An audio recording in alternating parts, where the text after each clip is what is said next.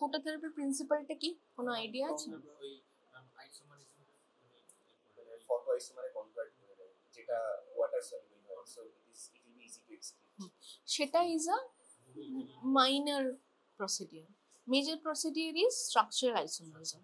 ঠিক আছে, সেটা কি? তিনটে ইয়ে আছে। একটা হচ্ছে structural isomerism, one is what are isomers? Same molecular structurally same molecular formula but differ in লাইটটাকে আলাদাভাবে ইয়ে করে সেটাকে, সেটা হচ্ছে ফটো আইসোমারিজম। অন্য আইসোমারিজম ইজ এনিথিং, মানে সেম মলিকুলার ফর্মুলা বাট ওর মলিকিউলার ওরিয়েন্টেশন গুলো আলাদা। ঠিক আছে, সেটা যদি ফটোকে ডিফারেন্সিয়েট করে সিস ট্রান্স হবে, বা যদি দু রকমের একটা জেড হতে পারে, একটা ই আইসোমার হতে পারে, আর একটা হচ্ছে স্ট্রাকচারাল আইসোমারিজম। সেটা কি? সেটা আলাদা, সেটা স্ট্রাকচারটাই একটু অন্যরকম হবে, সেটা ফটোতে ডিফারেন্সিয়েট হবে।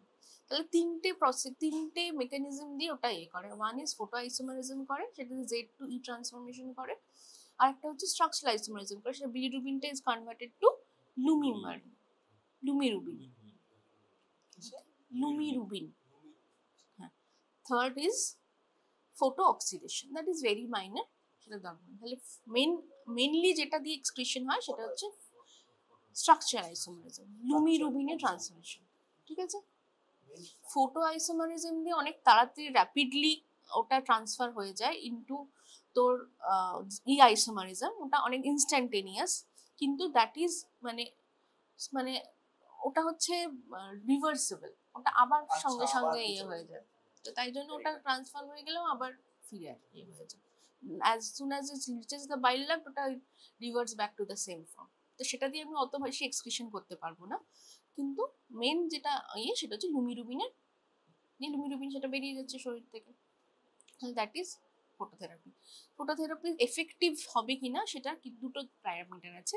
একটা হচ্ছে কোন ডিস্টেন্স থেকে আমি দিচ্ছি, ঠিক আছে, আর একটা হচ্ছে ধর আমি অনেক দূর থেকে, এখানে বাচ্চাটা শুয়ে আছে, অনেক দূর থেকে দিলাম, তাহলে এফেক্টিভ হবে না। ইরেডিয়েন্স বলে একটা জিনিস আছে, মনে আছে ফিজিক্সে পড়েছিলে?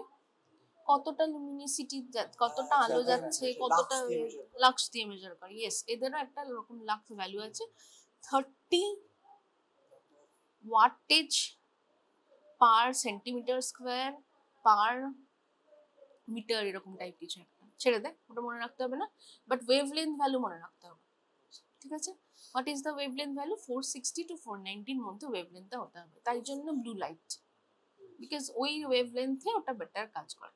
460 to 480, these are all MCQ questions. ওকে, এটার মধ্যে আমি ওরকম দিলাম অ্যারাউন্ড 25 সেন্টিমিটার মতো হাইট থেকে ওটা দেওয়া হয়।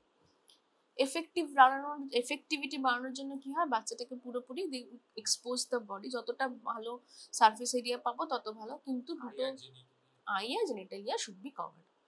তাহলে কি থেরাপি দিলাম? ফটোথেরাপি দিচ্ছি with eye and genitalia covered. এবারে অনেক সময় এখনকার যে ইয়েগুলো, আগেকার দিনে কিন্তু CFL ল্যাম্প ইউজ হতো, সেটা তো অনেক, যত না বেশি আলো দিত তার থেকে বেশি হিট তৈরি হতো। তাই জন্য ওই সময়কার ইয়ে ছিল, রুল ছিল যে আমাকে যদি বাচ্চাকে রাখতে হয় আমাকে এক্সট্রা ফিড দিতে হবে, এক্সট্রা খাবার দিতে হবে। এখন আর ওরকম নিয়ম কিছু নেই, এখন যেহেতু সবই LED-তে করে দেওয়া হয়েছে, এখন অতটা হিট বেরোচ্ছে। ব্লু CFL, মানে CFL দিয়ে কিছু একটা ফিল্টার ইউজ করতো, ঠিক আছে। তো সেই জন্য সেটা যেহেতু অতটা হিট হয় না, আমাদের এখন আর ওই এটা নেই যে আমাদেরকে এক্সট্রা একটা কিছু ফ্লুইড দিতে হবে, কিন্তু তাহলে কিন্তু বাচ্চাকে ব্রেস্ট ফিডিং করাতে নিয়ে যেতে হবে। ঠিক আছে, তাহলে বাচ্চাকে এরকম রাখা হলো, ফটোথেরাপি স্টার্ট করে দিয়েছি, তারপরে কি করব? আদি অনন্তকাল ধরে নিশ্চয়ই ফটোথেরাপি দেবো না, কি করব তাহলে? 12 to 24 আওয়ার্স পরে আমি আবার বিলিরুবিন রিপিট করব। রিপিট করে আবার কি করব? কি কিসের ভিত্তিতে কমে যাবে? না, এবারে ধর তুই ফটোথেরাপি স্টার্ট করেছিলি 12-তে, ঠিক আছে, এবারে 24 ঘন্টা পরে তুই করছিস, তখন তোর ভ্যালু এসছে 14 বা 13। 24 ঘন্টা পরে ওর ফটোথেরাপি থ্রেশহোল্ডটা তো চেঞ্জ হয়ে গেছে, তাই না?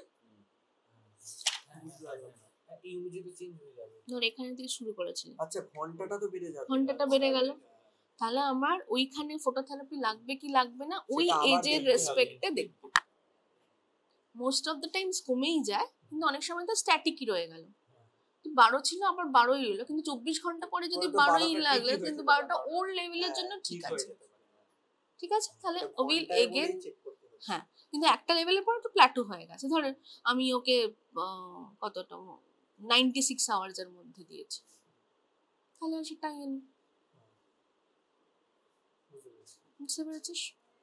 তাহলে ওই এজের মানে এজে কতটা ফটোথেরাপি থ্রেশহোল্ড সেটা উইল চেক, সেটার থেকে যদি কমে যায় তখন আমরা বন্ধ করে দেবো। সেটা থেকে কমে গেলে অ্যাকচুয়ালি তখনই আমরা বন্ধ করি না, আমরা আবার 12 ঘন্টা পর রিপিট করি, যে কমই আছে কিনা দেখি, দিয়ে বন্ধ করি। বন্ধ করার আবার 24 ঘন্টা পরে আবার রিপিট করি, কারণ অনেক সময় রিবাউন্ড হতে পারে। ওকে, তাহলে ম্যানেজমেন্টটা মোটামুটি বোঝা গেল। আমার কাছে আসলো, আমি দেখলাম যে জন্ডিস আছে কি নেই। জন্ডিস যদি থাকে তখন আমি ব্লাড টেস্ট করলাম, কি কি ব্লাড টেস্ট করলাম, বিলিরুবিন করলাম, ব্লাড গ্রুপ করলাম, এগুলো বলবোই। তারপরেও তার সাথে এক্সট্রা কি করি, থাইরয়েড, সেকেন্ড লাইন থাইরয়েড, প্যাক্সেল, হুমস টেস্ট, G6PD, ঠিক আছে, সেগুলো করে নিলাম। আর তার সাথে ফটোথেরাপি স্টার্ট করে দিলাম। ফটোথেরাপি স্টার্ট করার 12 to 24 আওয়ার্স পর আবার রিপিট করলাম, রিপিট করে দেখলাম কমেছে কিনা। যদি কমে যায় তাহলে আর একবার 12 ঘন্টা পরে রিপিট করলাম, যদি কমই থাকে তখন ফটোথেরাপি বন্ধ করে দিলাম, আবার 24 আওয়ার্স পরে আবার রিপিট করে দেখলাম যে বেড়ে গেছে। যদি ঠিক তখন যদি কমে যায় ছুটি দিয়ে দেবো, আর যদি না যদি যখন না কমে তখন আবার শুরু করতে হবে, ঠিক আছে। এই হলো ম্যানেজমেন্ট। আচ্ছা, এগুলো হলো শুধু ফটোথেরাপিতে যদি কাজ হয়ে গেল। কিন্তু ধর কোনো বাচ্চা এরকম হচ্ছে, এতটা ম্যাসিভ হিমোলিসিস হচ্ছে বা হচ্ছে, সেটা এক্সচেঞ্জ লেভেলে চলে গেছে। এক্সচেঞ্জ লেভেলে চলে গেছে মানে কি, প্লাজমা, হ্যাঁ, তখন প্লাজমা এক্সচেঞ্জ করতে হবে, তখন আমাকে এই ভ্যালুটা দেখতে হবে, ঠিক আছে। তাহলে আমরা যদি খুব হাই কোনো ভ্যালু পাই, ধর 15 এর ওপরে কোনো ভ্যালু পেয়েছি, তখন will check with this thing. এটাতে ওরকম ভাবেই আছে, দেখ সবগুলো 38 উইকস একটাতে নিউরোটক্সিসিটি ফ্যাক্টরস আছে, নিউরোটক্সিসিটি ফ্যাক্টর প্রেজেন্ট নেই, এগুলো দেখেই সেই অনুযায়ী আমরা করলাম। যদি এক্সচেঞ্জ লেভেলের উপরে চলে যায় তখন আমরা যেটা করি সেটাকে বলা হয় ডাবল ভলিউম এক্সচেঞ্জ ট্রান্সফিউশন। যা ওর ব্লাড ভলিউম তার ডাবল ট্রান্সফিউশন। তো কত নর্মাল মোটামুটি ব্লাড ভলিউম ধরা হয় 80 ml per kg, ঠিক আছে, পার কেজি। ঠিক আছে। তাহলে যদি করে 3 কেজির বাচ্চা হয় কতটা দেবো, 240 ml পার ডাবল ভলিউম বলেছে, 240 ডাবল আর 480, ঠিক আছে। তাহলে ওটার ফর্মুলা হচ্ছে 160 ml পার কেজি করে মোটামুটি দিই। আচ্ছা, কতটা? নরমালটা 80।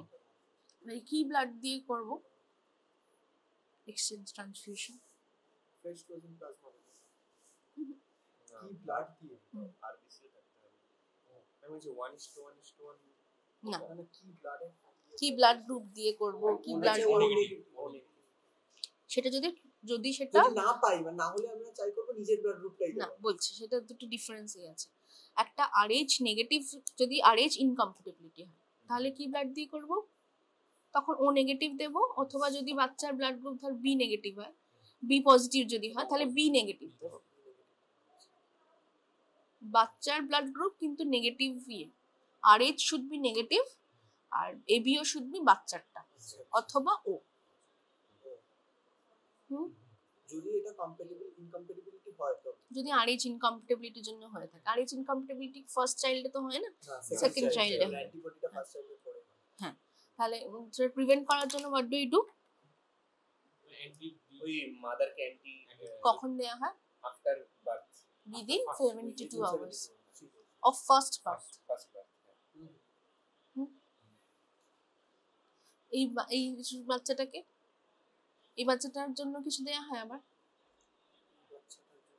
ধর মার RH নেগেটিভই আছে, এই বাচ্চাটার পজিটিভ আছে, তখন এই বাচ্চাটার জন্য RH অ্যান্টিডি দিয়ে করে লাভ আছে না, তখন আগেরটায় পাইনি, আর একটা যদি থার্ড চাইল্ড দিতে চায় তখন তো হয়েই যাবে, মানে অ্যান্টিবডিটা তো রেডি থাকবে। আবার ধর প্রথম বাচ্চাটা পজিটিভ ছিল, হ্যাঁ, ঠিক আছে, পজিটিভ ছিল, দেয়নি, তখন হতেই পারে কোথাও একটা ডেলিভারি হয়েছে তখন দেয়নি, বা ভুলে গেছে বা মিস হয়ে গেছে কিছু একটা, এবার সেকেন্ড বাচ্চাটা হয়েছে, তখন দেবো সেকেন্ড বাচ্চাটার সময়তে। ইনফ্যাক্ট প্রথম বাচ্চাটার সময় থাকলেও অনেক সময় আমরা সেকেন্ড বাচ্চার সময় দিয়ে দিই। ইউজুয়ালি দিতে হয় না কিন্তু, ঠিক আছে। আচ্ছা চল, এরপরে হচ্ছে তো ফটোথেরাপি, যেটা এই ট্রান্সফিউশনটা বললাম, ওটা এরকম। ট্রান্সফিউশনের সময় ট্রান্সফিউশনের কিছু সাইড এফেক্ট থাকতে পারে। কি কি সাইড এফেক্ট হতে পারে বলো কয়েকটা? Hypothermia, very good. আমার কোনো ব্লাড বর্ন ইনফেকশন চলে আসতে পারে যদি ভালো করে সেরোলজিক্যালি টেস্টেড না থাকে, এইচপিভি এইচসিভি। সেটা আমরা আজকালকার দিনে ইজ এ রেয়ার থিং। সেটার জন্য একটা ইলেকট্রোলাইট ডিস্টারবেন্স হয়। কি ডিস্টারবেন্স হয় ইলেকট্রোলাইট বল?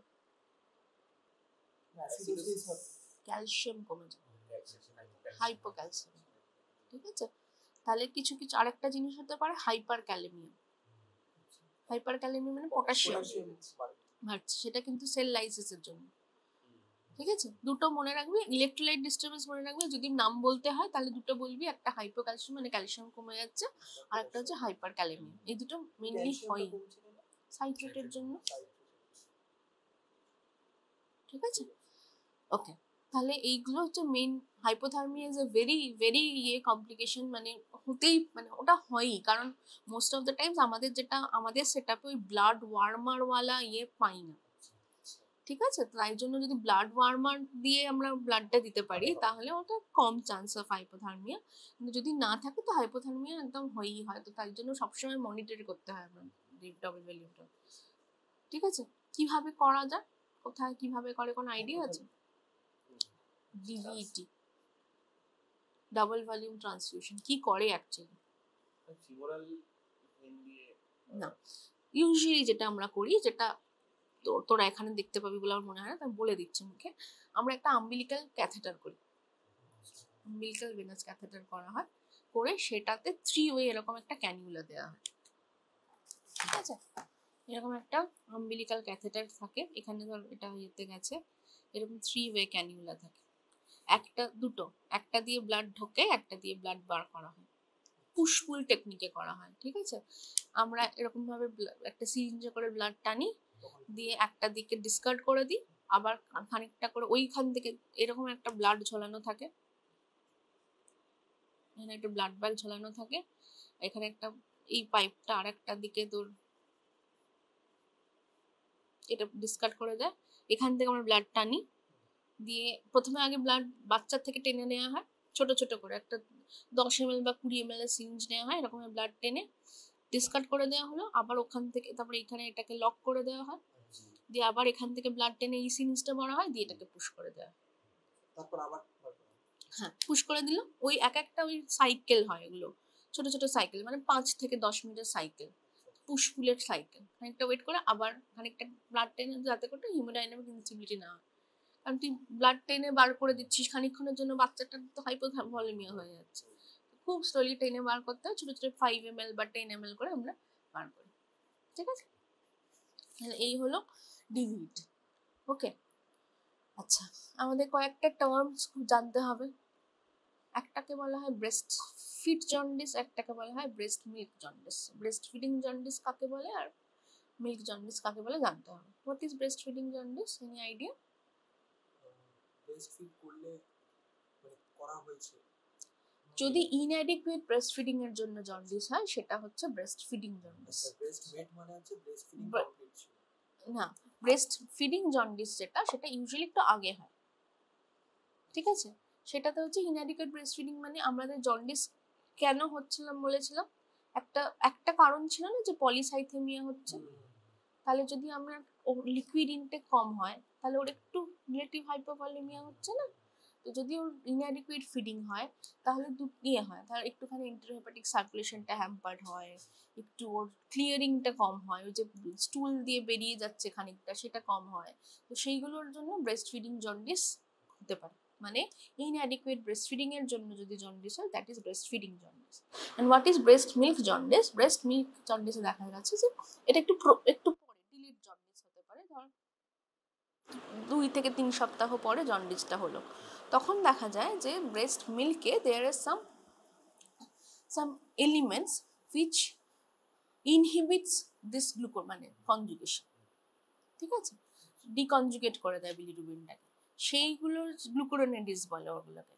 তো সেটা কি হয়, সেটার জন্য ওই কম্পোনেন্টের জন্য আবার জন্ডিস হতে পারে। তো যদি ব্রেস্ট মিল্ক জন্ডিস আমরা তখনই বলবো, ফার্স্টলি হচ্ছে দেখবো যে প্রলং জন্ডিসের কোনো হিস্ট্রি আছে কিনা, মানে late jaundice onset after 2 to 3 weeks, plus অন্য কোনো ডিজিজ নেই, তবেই আমি ওটাকে rule that is a disease of exclusion. যে অন্যগুলো নেই, তোর যে স্পিড ডেফিসিয়েন্সি নেই, ওর থাইরয়েডের কোনো অসুবিধা নেই, ওর কনজুগেটেড হাইপোগ্লিসেমিয়া নেই, এগুলো কিছু নেই, তখনই আমি বলতে পারি আচ্ছা তাহলে ব্রেস্ট মিল্কের জন্য যাবো। তখন কি আমি ব্রেস্ট মিল্ক থামিয়ে দেবো? কিছুই করবো না, জাস্ট একটু কাউন্সিলিং করবো, কয়েকদিন পর থেকে নিজে থেকে ঠিক হয়ে যায়, ওটাতে কিছু লাগে না। আচ্ছা, আর একটা জিনিস এনটিটিতে জানতে হবে, সেটা হচ্ছে প্রলংড জন্ডিস। প্রলংড জন্ডিস মানে কি? সেটা হলো যে যদি আমরা বললাম যে এমনিতে নর্মালি ফিজিওলজিক্যাল জন্ডিস কখন হয়, অ্যারাউন্ড 24 ঘন্টা থেকে 72 ঘন্টার মধ্যে, ইউজুয়ালি হয় হচ্ছে 2 থেকে 3 দিনের মাথায়, ঠিক আছে, তারপরে নিজে থেকে কমে যায়। কিন্তু সেই যে কমে যাওয়াটা, সেটা অনেক সময় 2 to 3 weeks অব্দি টাইম লাগে। If any jaundice persist beyond 3 weeks, then it is called prolong jaundice. যদি প্রলং জন্ডিস হয় তাহলে হচ্ছে ওই যে সেকেন্ড লাইন ড্রাগস যে টেস্টগুলো, সেগুলো করতেই হবে কম্পালসারিলি। হ্যাঁ, তার সাথে আরো কিছু কিছু প্রলং জন্ডিসকে দেখতে হবে যে ওটা কনজুগেটেড বিলিরুবিনেমিয়া হচ্ছে কিনা। আমাদের neonatal cholestasis syndrome rule out করতে হবে। এনি প্রলং জন্ডিসে neonatal cholestasis syndrome rule out করতে হবে। What is neonatal cholestasis syndrome? সেটা একটা কজ। নিওনেটাল কোলেস্টেসিস সিনড্রোম হচ্ছে বাচ্চাদের নিওনেটাল পিরিয়ডে any kind of conjugated bilirubinaemia, ঠিক আছে। কনজুগেটেড বিলিরুবিনেমিয়া কখন বলে? ডেফিনিশন আছে। প্যাথোলজিটা মানে বিলিয়ারি অ্যাপারেটাসের পরে, মানে আফটার কনজুগেশন। আফটার কনজুগেশন, ধর কনজুগেটেড বিলিরুবিনেমিয়া কখন বলবো? যখন ম্যাম 15% এর বেশি হয়ে যায়। 10%, টোটালে 10%। তাহলে ধর 10 বিলিরুবিন আছে, তার থেকে 20%, ভুল বললাম, 20% এর বেশি হলে, ঠিক আছে, তাহলে 10 যদি বিলিরুবিন থাকে, 2 এর বেশি যদি হয়, তাহলে হচ্ছে কনজুগেটেড বিলিরুবিনেমিয়া, ঠিক আছে। কেন আমরা ওটাকে নিয়ে এত ভয় পাচ্ছি?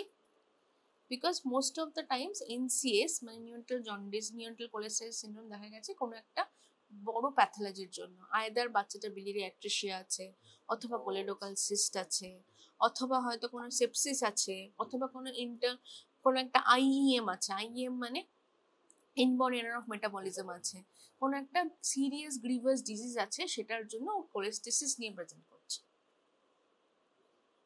ঠিক আছে। তখন যদি ওরকম কিছু হয়, তখন আমাদের একদম ফুল ব্লোন আমাদের ইয়ে করতে হবে, তখন লিভার বায়োপসি করতে হতে পারে, আরো ইউএসজি করতে হবে, অনেক কিছু করতে হবে এনসিএস যদি ভাবি। কিন্তু সেটা এনসিএস ভাববো কি ভাববো না, সেটার ফার্স্ট স্টেপ হচ্ছে determining whether the bilirubinemia, hyper bilirubinemia is conjugated or unconjugated. বোঝা গেল? তাহলে যদি প্রলং জন্ডিস থাকে, মানে 3 weeks এর বেশি জন্ডিস পারসিস্ট করছে, তখন উইল ডু দিস থিংস।